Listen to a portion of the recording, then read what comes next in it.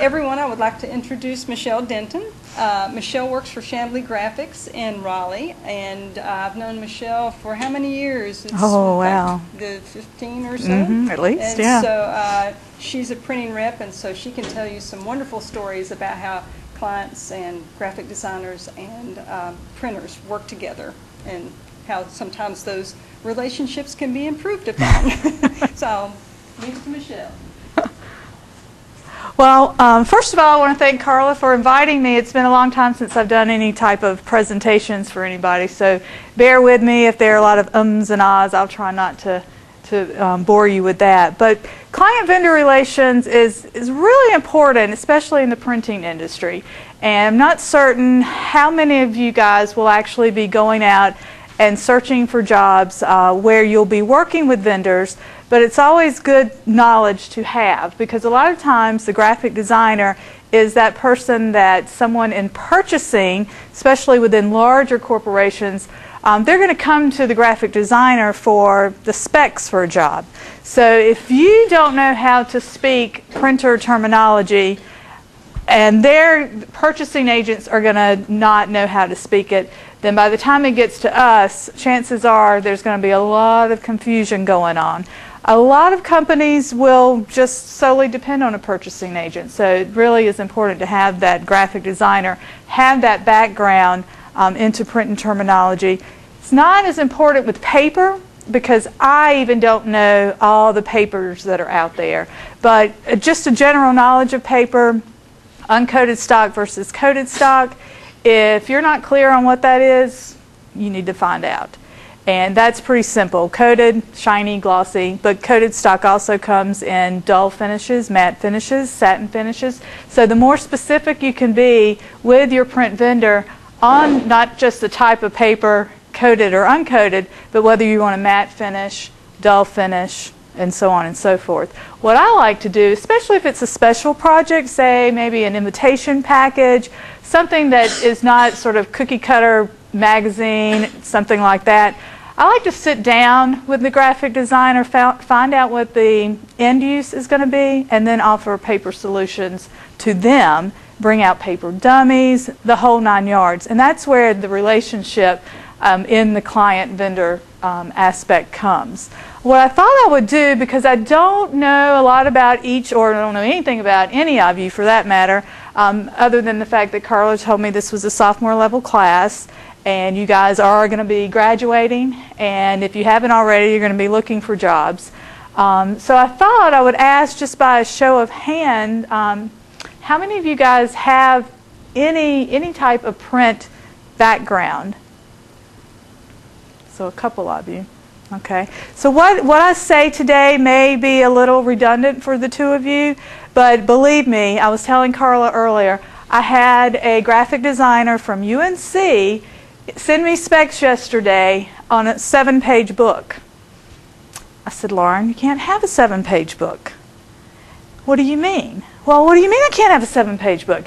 She's been in the industry for years, and so I had to explain why, you couldn't have a 7-page book, number one, and number two, she wasn't even talking about a 7-page book. She was talking about 7 sheets of paper, just going to be collated.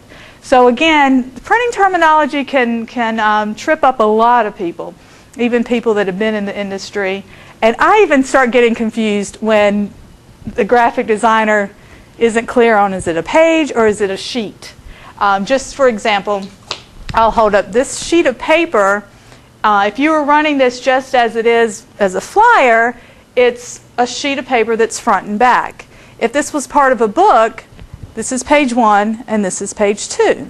So that's where a lot of the confusion comes in when purchasing agents or graphic designers are speccing jobs, the difference between a sheet and a page. So that's something that, again, happens almost on a daily basis. But again, what I thought I would do is just go over some of the more important specifications that as a graphic designer, when you're calling your print vendor for a quote on a job, these are things that we're going to want to know. And instead of me just writing the list down, does anybody, you can raise your hand if you think you have one thing that a print vendor might want to know, and we'll just come up with a list and see what you guys can come up with. So anybody want to throw out some some things that I would want to know as a print vendor. If you're doing, say, an annual report, what do you think I'm going to want to know about that annual report? Anybody? How many pages? Page count, exactly.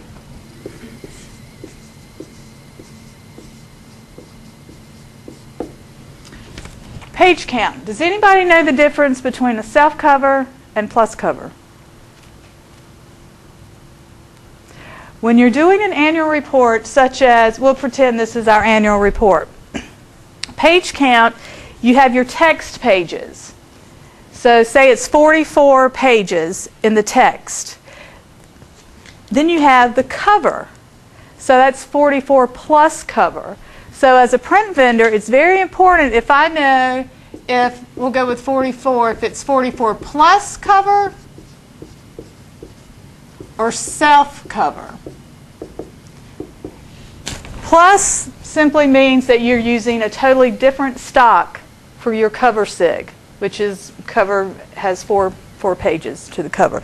Self cover means you're using the same stock.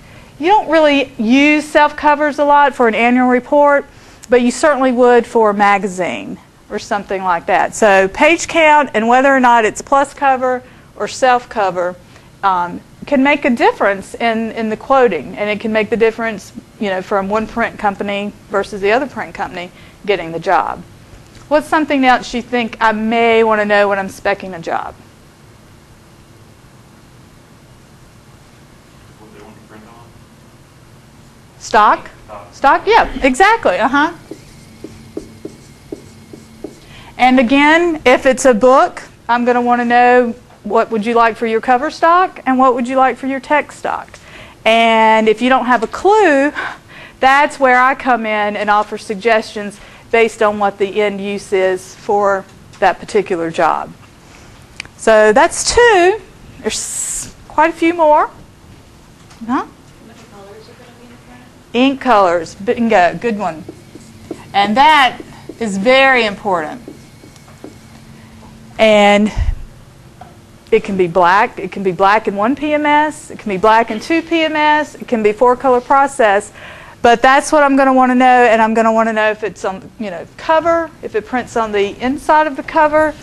For instance, this bulletin was no printing on the inside. So the cover for this particular one was 4/0. And if there's obviously printing on the inside, it would be maybe, say, 4/1. If there was black, by the way, is a color. A lot of people don't realize black is a color. Well, it is. And if you're printing black, the printer needs to know, because that's factored in as one of the colors. It's not a Pantone color, but it is a color. So you put it in a fountain in the press just like any other color. So ink colors are very important. One thing, I don't want to get too specific, but one thing that's also important, again going back to special projects, if you use metallic inks, your print vendor is going to want to know that, simply because there's more what we call wash up involved when you use metallic inks on a press. It can take up to 2 hours longer to wash up your press when you're using metallic inks, and that's just because of the metallic in the ink. But it's something that a printer is going to want to know for that reason and for another reason, which is drying time. So, which is another thing we need to know. Leads to another thing that is not on here yet. And you had your hand raised? It was ink colors. Oh, it was ink colors? Okay. It's a few more. One that's, what's that? Due date. Bingo. And that, right. Due date is very important, because if it is a job that has special papers or special inks, they require more time. So that's something that we're going to want to know as a printer so that we can get it in our queue to make certain that it gets out on time. Carla has been in this business as long as I have, and a lot of times people will ask me, well, what's your normal turnaround? There is no normal turnaround. Don't ask a printer what their normal turnaround is, because every job is different. If it's a short run job, I can get it out in 24, 48 hours.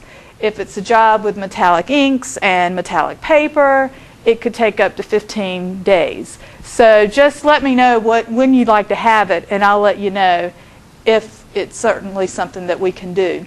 I will say that when you're working with printing companies, and there are several around this area of various sizes, some printers are larger. We're a medium-sized printer, so we can be more accommodating with due dates and more flexible on press time, whereas a larger printer is going to say, well, your press time is this day, and if you miss it, you won't get your job for 2 weeks. So there's not as much flexibility with a larger printer, but you may be asked when you're out in the workforce to get to get quotes from 3 different printers, and a lot of times they'll want you to get one from a large printer and a medium-sized printer and then a small printer. So just keep that in mind. That factors in a lot with the due date.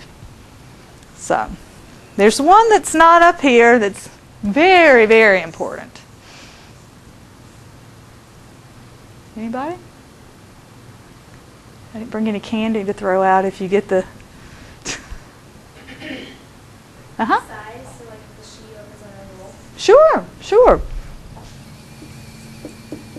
Size, again, is very important because, and you mentioned sheet or a roll, we are sheet-fed printers, so we only run sheets of paper.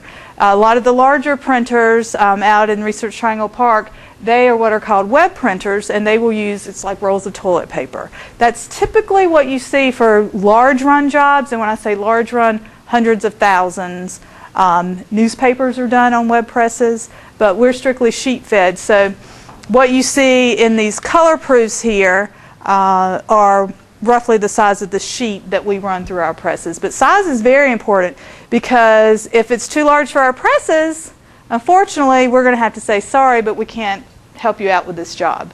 Our press sizes are 29-inch presses. There's some printers in the area that have 40-inch presses. So again, knowing your printers, once you get out in the workforce and you start working with different printers, you'll know which ones are more capable of certain jobs based on nothing else but size, and you won't waste our time or your time getting quotes. So size is a good one.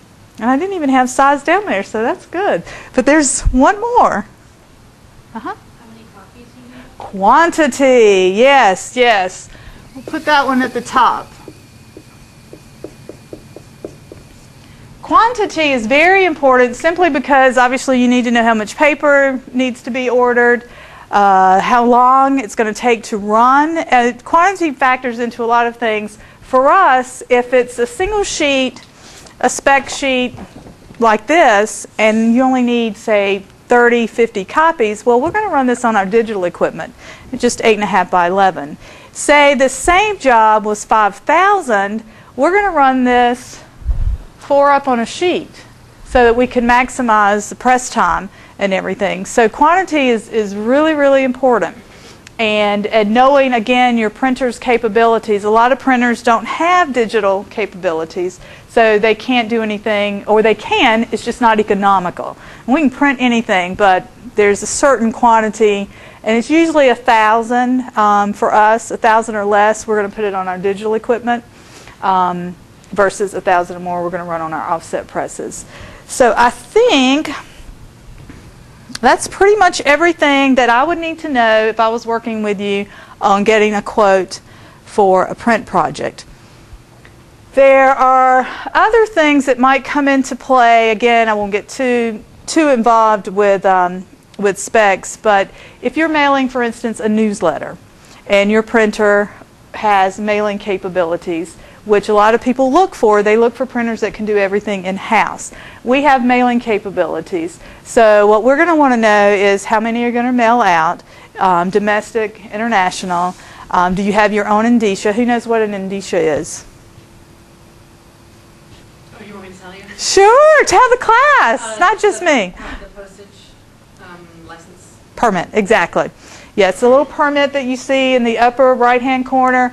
For some magazines, it's down in the bottom right corner. The post office has very specific rules on where this can go.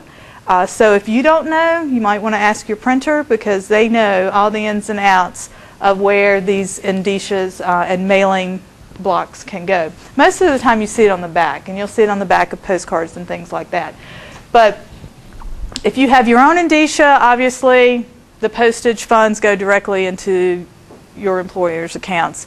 We have our indicia, we bill you for the mailing. So that's just another aspect of specifications for a print job that probably most graphic designers aren't going to know a lot about mailing. And that's where you really rely on your print vendor to help you out with that, because I've seen instances where they thought we printed a job one time for a client, and they picked up the indicia from the previous printer. They just assumed it was their own indicia. Well, it wasn't. It was the other printer's indicia. Well, we don't keep a running list of whose indicias belong to whom, so we get it to the post office to drop it, and the guy, the postal worker, who can or cannot at times be friendly, you know, it depends on what mood they're in, politely will assume refuse the job because it wasn't, it was from another printer. So you really need to know things like that. And again, graphic designers are probably going to be given indicias from somebody higher up or somebody in the mailroom. So you may or may not understand that, but it really is an important aspect of a printing project if you get involved with that. Carla had asked me to, well, that covers everything. And you know, if you're new to this and you land a job where you're constantly being asked to get specs and get jobs quoted, you know, do a little cheat sheet and keep beside your computer. I mean, yeah, I was just going to add that this costs money for printing companies to give you quotes. Yes, but we don't charge. And so you want to make sure that when you ask a printer to give you a quote, that perhaps you have a business relationship with them, so they're not constantly quoting on things just to give you a number to pass on to someone else, that you actually use them occasionally so that they get some return on their investment. Yeah, Carla's exactly right. I don't know of a single printer in this area or probably anywhere that will charge for quotes, but it does take time, because what we do, we take all of this information, and especially as it relates to stock, we work with about 5 different paper vendors in this area. So we are turning around and we're calling those paper vendors saying, what can you do for us? So if you keep going back and forth with quantities and page counts, well, yeah, we can do it, and we're not going to charge you for it, but you know, quite honestly, it is a pain in the butt. But we do it, and we don't charge for it. And like I said, I don't know of any other printer that does either. It's, again, part of that print vendor relationship, but you don't want to over-abuse it. So try and be as specific as you can. And I know a lot of times, especially with the graphic designers, again, they're getting the call from somebody else, and you get the quote, and the end user says, well, I really need 5,000 instead of 10,000, and it's this constant back and forth. So just keep that in mind when you're working with your print vendors, to get as specific as you can. You'll get your quote a lot faster, and it'll make everybody's lives a lot easier. But those are the basics for specifications. Carla, can you see any that we may have missed based on your? I think we've. I really can't. I used to include like a little thumbnail sort of diagram of what I had in mind. If you know ahead of time, especially again going back to special projects, if there's something that has, say, a die cut, maybe corners are rounded and things like that. I do a lot of work for UNC, and I've never seen so many special projects come out of one university in my life, and everything is, you want to do what on this, and it's blind embossed, and it's foil stamped, and the whole 9 yards, and they only want 50. So it gets very time consuming to get all of that together, and I'm always emailing the graphic designer back, Amanda, do you mind sending me a little dummy or something that where I can picture in my mind what I'm going to be asking the estimator to do, because as the print rep, I don't do my own estimates. That's passed on to the estimator. So it's sort of like this trickle-down effect. If you're not clear with me, and I'm not clear with my estimator, and my estimator is not clear with the paper vendor, well, you're going to get a quote that may or may not be fairly accurate. And we like to, we like to be as accurate as we can, because depending on what agency, a lot of the work that we do is state government work, federal government work, they hold us accountable for what we quote. So we need to make certain that everybody's on the same page as far as quoting goes. But that's usually, we can put up here paper dummies.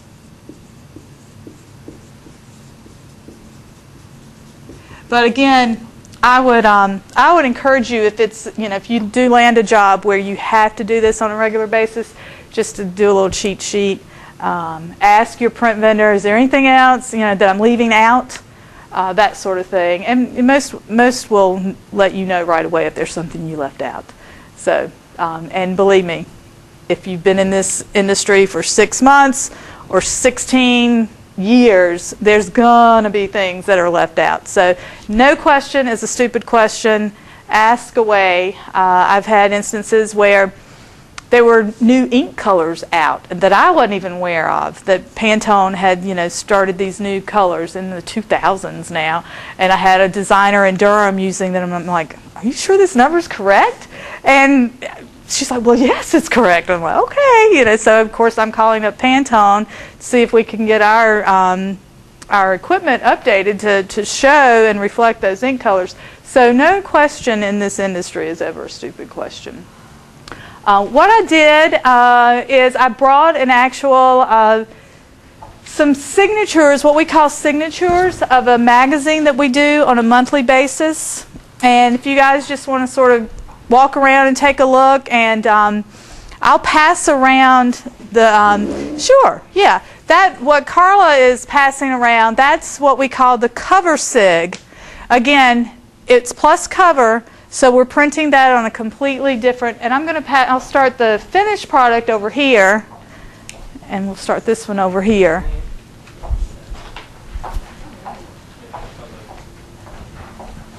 And a signature is 4 pages, 8 pages, 16 pages. Again, it depends on the size of the press. These are what are called 8-page signatures. So we run 4 pages, and we'll start this one. 4 pages, and then flip it over and run the other 4 pages. Does anybody know the difference between printer spreads and reader spreads? That's a biggie. Yeah. A very biggie, yeah. The difference between how you look at it and how you actually print it out. Exactly. Back side and opposite of what you see. Exactly. What you're looking at now are called printer spreads. So you're not going to see pages 1, 2, 3, and 4 on that signature. You'll probably see, if it was a 16, you'd see 1 and 16, 2 and 12, so on and so forth. Exactly. And again, that is something that even seasoned designers get confused on when they're trying to lay out a book. I'm like, no. You lay it out in reader spreads, let us figure out the printer spreads. Because if you try and send us something that's already in printer spreads, number 1, you're going to get it wrong. But number 2, we have what's called imposition software. We throw reader spreads into this software, and it imposes on these sheets how we're going to print it. So technology has come a long way as far as that goes, and it's literally done in nanoseconds. Years and years ago, you had layers of mylar, and there was cyan, yellow, magenta, and black. And those had to be laid down separately to create what are called, they were called at that time, blue lines. What's being passed around are the color proofs. This is what a client gets that shows the reader spreads to make sure everything's in order. This is what we call a page proof. Now, that's something that you need to make certain your print vendor is going to give you, especially on a new project. I tell my clients, even the ones that I've done business with, and it's a monthly newsletter, we're going to do a page proof and we're going to do color proofs because our press operator needs them for color. And our folder operators need them to make certain that the pages are folded in the right direction. Whether or not you want to see it, that's totally up to you, but we're going to make them and you're going to be charged for it. It's just part of the printing process. I like to compare it to a builder when he's building a house. There's going to be hammers and there's going to be nails, whether you want them or not. So that's built into any job. So that's a good analogy for that. But when you get a job and you see the printer spreads, it's real important to understand how it's printed. And how many has ever been to a printing company to see? Good. I am amazed at how many graphic designers have never set foot in a print shop. It's just mind-boggling to me. And they literally, everything they design is based on what is in front of them in their computer world. It looks great, but sometimes it just doesn't translate really well to print. So you've got to understand that print process and have at least a general working knowledge of printing. Carla? I was just going to say, would you share with them the story about the recent job you had with the green? Oh, sure. Perfectly fine. Sure. I picked up a new client about a month ago in Southport, and we had printed tons and tons of jobs for them. And I get a phone call this morning, and they said, we need you to look at one of the flyers. There was a word in one of their descriptions of a cabinet. It was a medical cabinet, and it was green, meaning environmentally green. Well, the word was supposed to have been green, as in the color green. And it clearly wasn't when they got the finished product. Nobody noticed it on our end, so I went and got the files, went to pre-press. I said, Sherry, can you pull up the files that the client sent? It was nice and green in the files that the client sent. We tracked down the proofs. We got the page proof and we got the color proof. Nice and pretty word in green, as it should have been. And then we went out and pulled one of the press sheets, which is another thing that is sort of a check and balance. It should be. All of our sheets that press operators run are signed off on to make certain that they match the color proof, which is why we have the color bars running along here. It's for color accuracy. Make sure everything's in register. If you ever gotten a newspaper, you'll see sometimes it's blurry. That means it was run out of register. So we got the press sheet, and the word green was like faded out. You could barely see it. So we were kind of confused, and long story short, what we found out through a little trial and error was that they had labeled the word green, they called it green. Well, it was a fluorescent green, and our imaging equipment had a tough time, clearly, in determining how to build that fluorescent green color out of the CMYK. So it was just it's even lighter than a mint green. It was very extremely light. You had to stare at it to make sure you could see the word green. And so what we're doing now, at some point today, they're going to go back and see if they can adjust that in our imaging process and call it something else and see if we can render it to plates. Because each signature that you see has 4 separate plates. So, for instance, this one signature, there's 4 metal plates that go with the signature because of the CMYK. And hopefully it'll work. If not, this was a job that unfortunately was done in Europe, so we may have to go back and find out what they did to get that color and see what we can rename it. So things happen, and our press operator, unfortunately, there were images on the sheet of their medical cabinets. He was so focused on getting the color right for the cabinets that he didn't even notice the word green was not there. So things happen, and again, that client-vendor relationship, I was back on the phone saying, we're sorry, we think we've got it figured out, we're going to order more paper, we're going to get back on the press, and we're going to ship it to you at no charge. Things happen. I mean, and once you get into this industry and you stay in this industry long enough, you'll understand that at every point of the printing process, there's a human being behind that machine. Whether it's your press, your folder, your stitcher, there's a human being. So things are going to happen, And if you can establish a relationship with a vendor that you can trust and that you know, yeah, they may not always get it right. Most of the time they do, which you want a printer that's going to get it right 99% of the time. But when they don't, they're quick to respond and determine whose fault it is and who's going to fix it and that sort of thing. That's real important.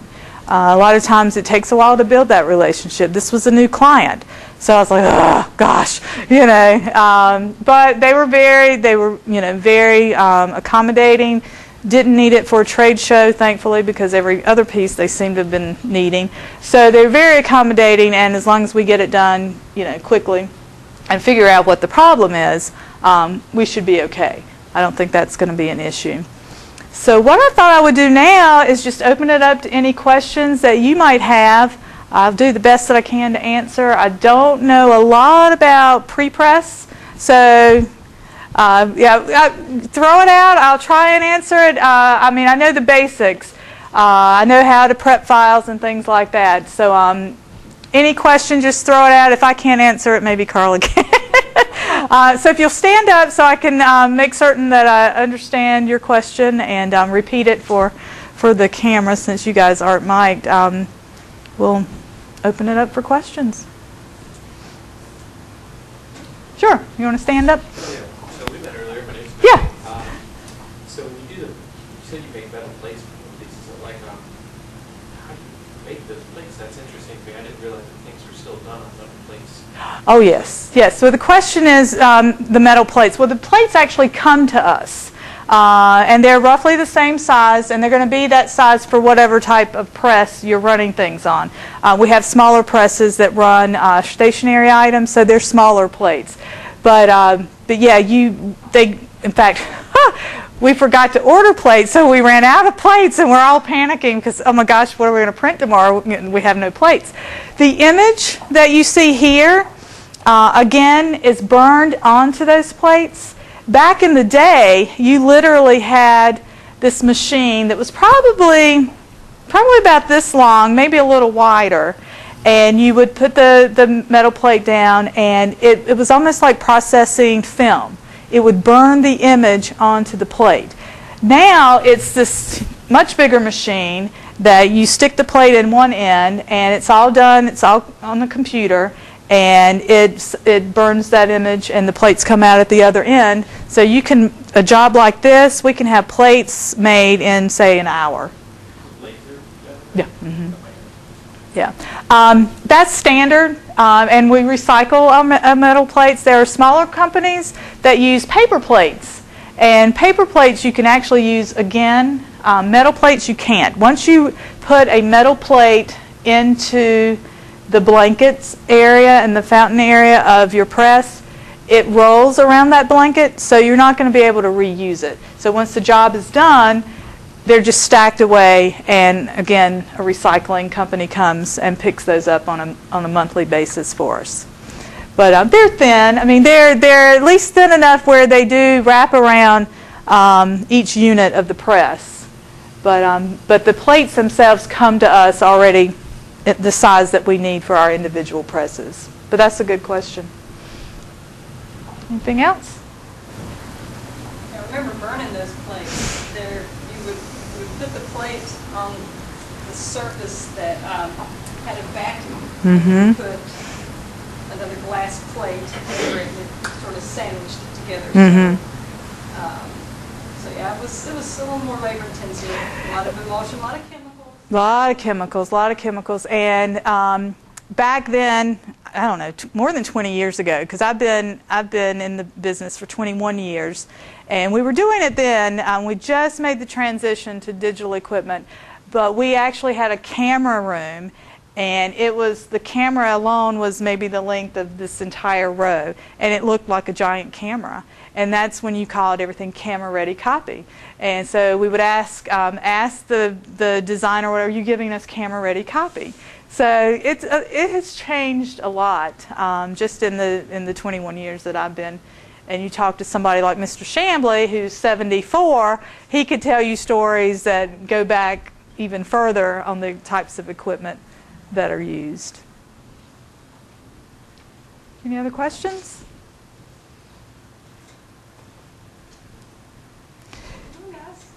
I know there are more questions.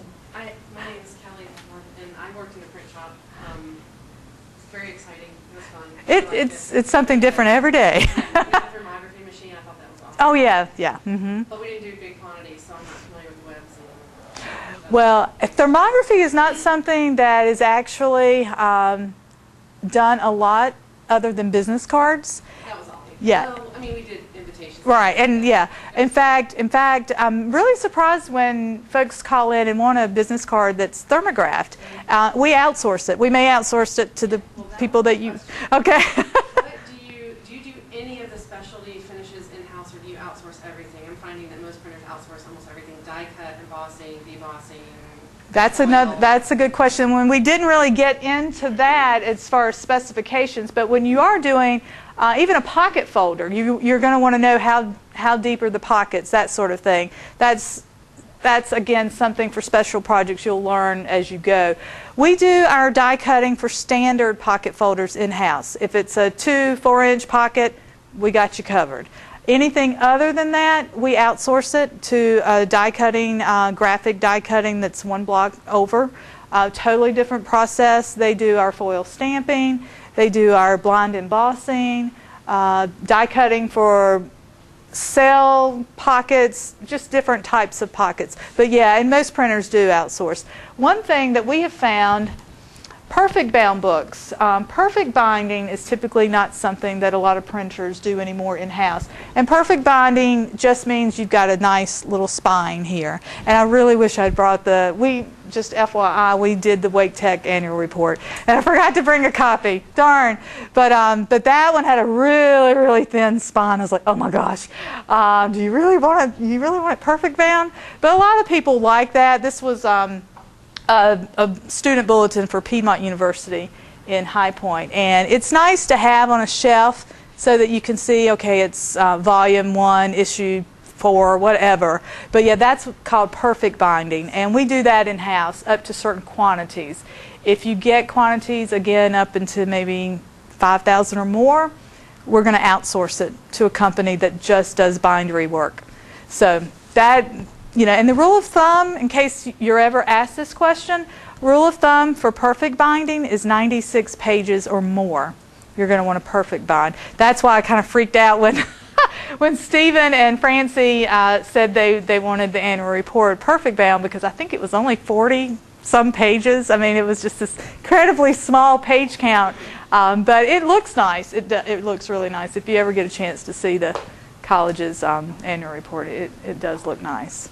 But that's a really good question, because there are some things that get outsourced by printers, which is common. And that sort of would factor into your due date, too. So you need to back it out. So. Okay, what advice would you give these young designers moving forward? Because a lot of emphasis is placed on the web these days, but you still see a lot of print around here. Oh. There's tons of print, and if that's what you want to get into, don't shy away from it, because there are companies out there that do tons of print work, and I'm just amazed. 10 years ago, someone said, "Oh, you'll be closed in 5 years." With the internet now, and everybody's going online with everything. I said, no. If you're like me, I don't like to order stuff off an online catalog. I got to touch that catalog. But I'm kind of old school about things like that. But apparently so are other people, which is a good thing. What we have found is quantities get less, which is why we invested in some digital equipment. Because I had a client, for instance, it was a nonprofit organization who at one point was printing 8,000 newsletters every quarter. And they dropped to 800. It was like, seriously? And it threw us all for a loop, because you count on recurring business when you're in the printing industry. This particular job is a monthly. If they were all of a sudden to say, we're not doing this monthly magazine, well, that's a big, kick in the butt for a company our size. Or even if they went down on the quantity. So we have seen a lower level of printed pieces, but when you think about all the universities that are in this area, all the colleges, With Raleigh being the state capital, there's state government work, not as much as it used to be, right, Carla? Carla and I used to work at Wildlife, so we know about that. But there's trade associations. This company right here is RCI. It's called Roofing Consultants International. Gosh, I say it all the time. I don't even know. But they're headquartered here in Raleigh, and they're the trade industry journal for roofers. And who would have ever thought they were here in Raleigh? And they put this thing out every month. They use a freelance graphic designer in Holly Springs. She works out of her home. So there's a lot of print work. And if it's something you enjoy, I have tons and tons of friends on the flip side of that that don't want to do the print work. They want to do the web and the websites and the things like that. It's a preference. You know, I would say if there's a job opportunity and you know there's a lot of printing, you can't go wrong. If it's, you know, you're still going to get that computer work. And to me, there's nothing more special than seeing a job that a graphic designer has sketched out in their mind. It's gone from their mind to paper to you know, the computer, and then you see the printed piece. As much as I sometimes get, you know, tired of working with, say, UNC folks that have these special little projects, when you see that end piece where the die cut is so intricate, it's like, oh my gosh, you know, it's a good feeling. And so it's not for everybody. It's an industry that can be stressful at times. And if you start working with a company that does a lot of print work and just churning out things, sometimes you feel, from the graphic designer standpoint, you may feel like, oh my gosh, am I getting anything done? Where's the creativity? There is none anymore. I'm just churning out flyers and spec sheets and things like that, because there are a lot of companies out there that, I work with a company in Durham that does athletic equipment, and that's all they do are spec sheets for watches and things like that. And it's pretty boring work in their mind, because there's no creativity involved, because it's New Balance shoes. Well, the design's already been done by New Balance. They just need to put it on a sheet of paper and start marketing it. So it can get a little mundane at times for graphic designers. But if you enjoy graphic design work and you start working in the printing industry, I think you get it. It's in your blood. So. You saw how I reacted when you came in, and I said, yeah, I know, Carl. Yeah. That particular job, I don't know if anybody noticed it, but it has a special coating on it that, again, was something they wanted to do. It's called Soft Touch Aqueous. So it just gives it a softer feel. And they wanted something a little different. They've been doing this magazine for, well, longer than I've been at Chamblee, because we didn't always do it. And so they asked, you know, what could they do to make it feel a little different. And it's just like any other kind of coating. You put in a unit just like you would an ink color, but it just has that. There's a magazine around Raleigh that has that feel to it. So, My name's Emily Bachman, and I wanted to know, what is your most ridiculous or funny story that you've had to do? Well, I hope it's not with the Wildlife Commission. oh no. All my work with the Wildlife Commission has been, I love going over there. Love everybody that works over there. Loved Carla when she was there. You know, most of my crazy stories, I guess the most recent one, and again, I'll relate this one back to client-vendor relationship. Back in February, we had 2 weeks of ice and snow. So we're jumping through hoops to try, you know, it's not just our employees that we have to deal with when we have bad weather. It's paper vendors, it's freightliners, the whole 9 yards, you know, and it's a trickle-down effect. I had a client in Cary who had a job that was supposed to have shipped out the day that it started snowing at like 3 o'clock. And we had it to UPS like we were supposed to have had it. Well, UPS decided they weren't running their trucks. And I didn't know that. So apparently the job sat on a truck at UPS station out on Atlantic Avenue, if you're familiar with that part of Raleigh. Well, the next day, you know, weather got really, really bad. I didn't go to work. So I get a phone call. Well, we just got a call from our vendor in Charlotte, and the newsletter's not there yet. I said, well, okay, let me see if I can get anybody at the shop. I don't know that anybody's working today. It is snowing out, you know, and trying to be as polite as I could. And I called, and thankfully the president of our company was there. And I said, Stephen, can you call UPS and see if you can find out anything about this job? Well, long story short, UPS said, sorry, it's still sitting on the truck.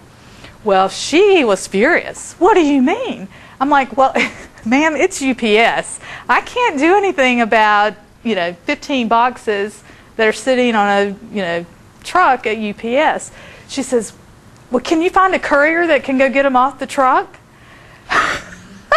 And I just took a deep breath, and I said, well, let me call back and see what I can do.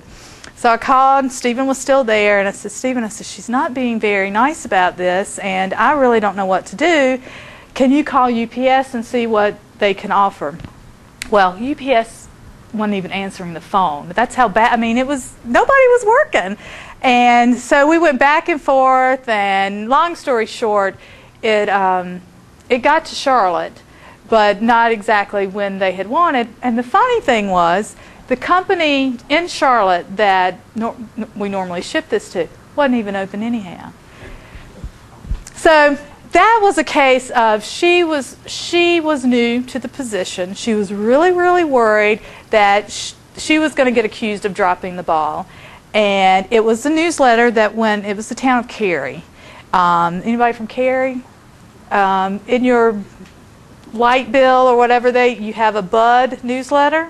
Do you remember, you see Bud newsletter? We do the Bud newsletter.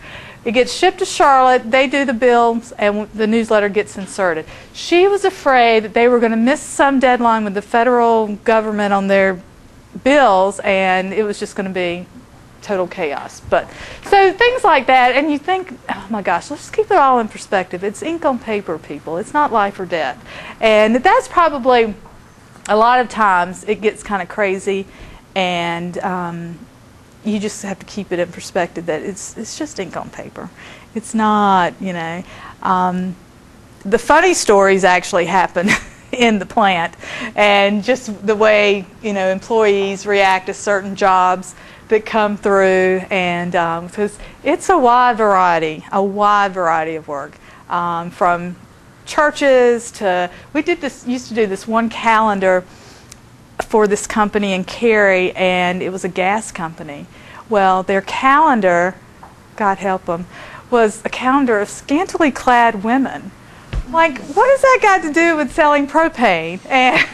But let me tell you, every press operator, every folder operator, which that part of production is typically men, had a calendar beside their beside their presses or their folders. And so, I guess the fun part for me, I did a poster for it's a student publication. I do tons of student publications. This particular one's called Rival Magazine, and it's a magazine that Duke students and UNC students collaborate on, and it's called Rival.